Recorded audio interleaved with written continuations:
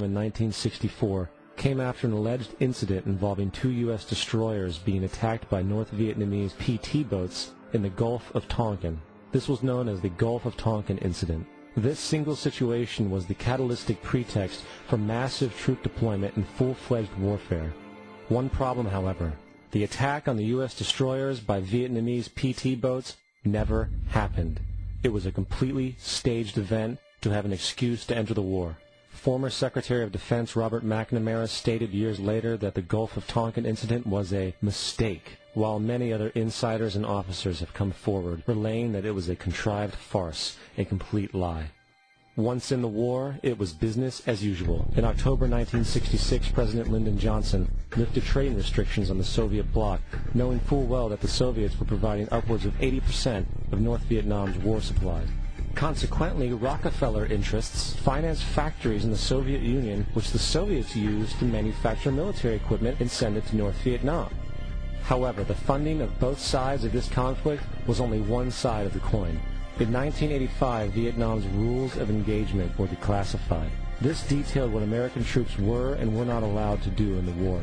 It included absurdities like North Vietnamese anti-aircraft missile systems could not be bombed until they were known to be fully operational. No enemy could be pursued once they crossed the border of Laos or Cambodia.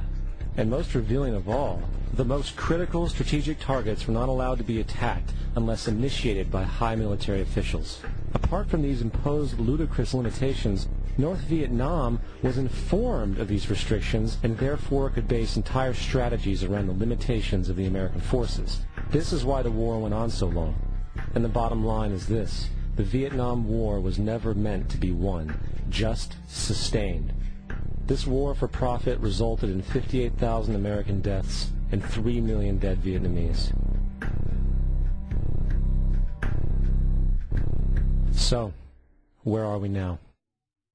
September 11th was the jumpstart for what is now an accelerated agenda by the ruthless elite. It was a staged war pretext no different than the sinking of the Lusitania, the provoking of Pearl Harbor, and the Gulf of Tonkin lie. In fact, if 9/11 wasn't a planned war pretext, it would be an exception to the rule. It has been used to launch two unprovoked illegal wars, one against Iraq and one against Afghanistan. However, 9/11 was a pretext for another war as well, the war against you. The Patriot Act, Homeland Security, the Military Tribunals Act, and other legislations are all completely and entirely designed to destroy your civil liberties and limit your ability to fight back against what is coming. Currently in the United States, unannounced to most brainwashed Americans, your home can be searched without a warrant, without you being home. You can in turn be arrested with no charges revealed to you, detained indefinitely with no access to a lawyer, and legally tortured, all under the suspicion that you might be a terrorist. If you need a painted picture of what is happening in this country, let's recognize how history repeats itself. In February 1933, Hitler staged a false flag attack, burning down his own German parliament building, the Reichstag, and blamed it on communist terrorists. Within the next few weeks, he passed the Enabling Act, which completely eradicated the German Constitution, destroying people's liberties. He then led a series of preemptive wars, all justified to the German people as necessary to maintaining homeland security.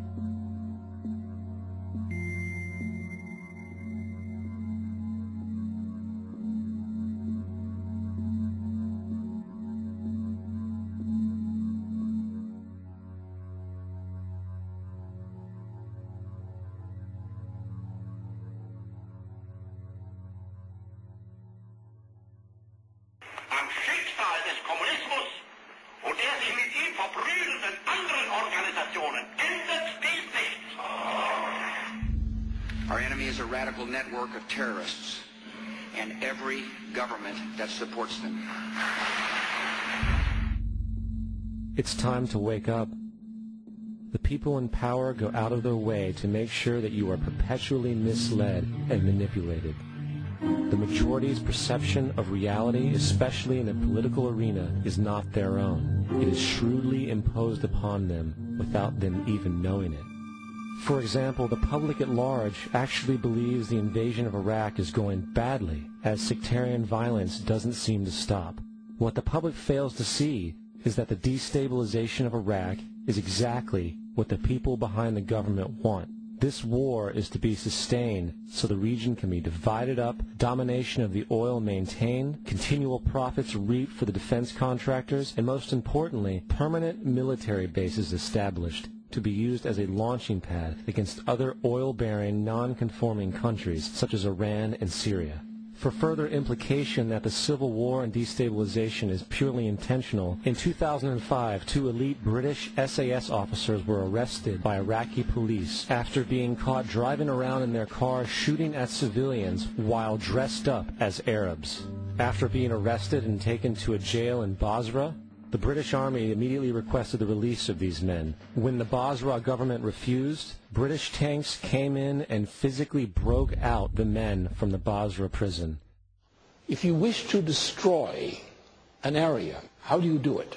Well, there are 2 ways. You can go in there and bomb it and so forth, but that is not very efficient. What you do is you try to get the people in that area to kill each other and to destroy their own territory, their own farms, and that's what's been done in that area. The way in which you destroy an opponent is get him to destroy himself by dividing his ranks against one another. Then you feed both sides. You have agents feeding both sides, inflaming both sides, and they kill each other off. And it's time that some of us woke up to this reality, to understand that people who try to maintain empires and create empires do it by manipulating the people they're trying to conquer. You might want to ask yourself why the entire culture is utterly saturated with mass media entertainment from all sides, while the educational system in America continues its stupefying downward slide since the U.S. government decided to take over and subsidize the public school system. What your government pays for, it gets. When we understand that, then we look at government-financed institutions of education and see the kind of students and the kind of education that's being turned out by these government-financed schools. Logic will tell you that if what is being turned out in those schools was not in accord with what the state and the federal government wanted, then it would change it. The bottom line is that the government is getting what they have ordered. They do not want your children to be educated. They do not want you to think too much. That is why our country and our world has become so proliferated with entertainments, mass media, television shows, amusement parks, drugs, alcohol, and every kind of entertainment to keep the human mind entertained, so that you don't get in the way of important people by doing too much thinking. You had better wake up and understand that there are people who are guiding your life and you don't even know it. We're in a lot of trouble because you people and 62 million other Americans are listening to me right now, because less than 3% of you people read books. Because less than 15% of you read newspapers. Because the only truth you know is what you get over this tube. Right now, there is an entire generation that never knew anything that didn't come out of this tube.